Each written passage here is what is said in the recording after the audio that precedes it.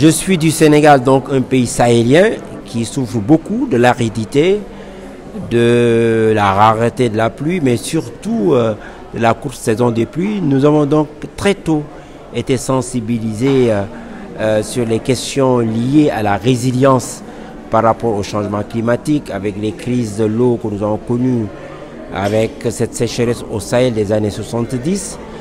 Et depuis lors, nous nous investissons dans le domaine de l'eau. D'abord pour faire en sorte que l'accès à l'eau soit universel pour tous et partout, dans les villes comme dans les campagnes. C'est notre premier combat. Nous comprenons également que la question de l'eau est centrale pour l'alimentation, pour l'agriculture, pour sécuriser l'agriculture à travers l'irrigation notamment.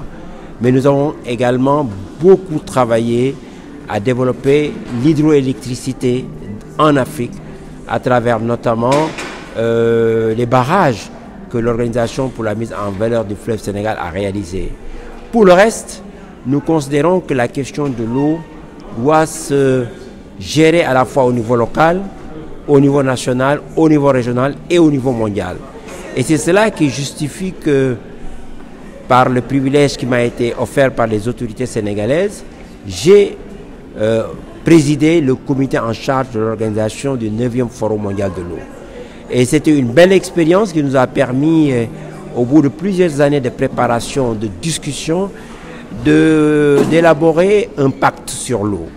Un pacte sur l'eau pour construire la paix à partir de l'eau et construire le développement à partir de l'eau.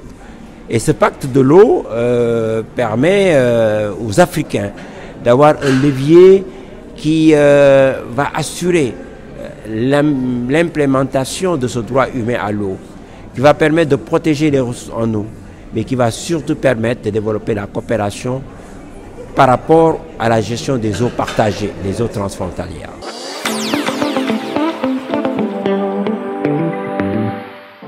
Alors, entre le Sénégal et le Maroc, c'est un partenariat de longue date. C'est une fraternité entre des peuples que tout unit. Nous pouvons donc dire qu'à cet égard, le Sénégal et le Maroc ont toujours travaillé ensemble pour développer des échanges d'expériences, de connaissances, de solutions également dans le domaine de l'eau. Et cette coopération se porte à merveille.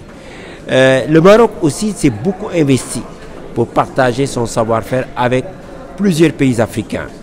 Et de ce point de vue également, on peut considérer que le Maroc est un modèle dans la coopération sud-sud. Et Sa Majesté le roi Mohamed VI est en train de l'illustrer au quotidien. Et nous pensons que dans l'avenir, le Maroc pourrait, à travers différentes organisations et plateformes internationales, continuer à soutenir cette coopération sud-sud et à partager son expérience et à soutenir surtout les pays africains qui ont des difficultés aujourd'hui à avancer dans les accès à l'eau, qui ont des difficultés à développer l'agriculture irriguée. Et je suis convaincu que oui, le Maroc est dans les dispositions pour cela. Le Maroc est en train de mettre en place des outils et que dans l'avenir, les performances de cette coopération sud-sud vont être encore plus importantes.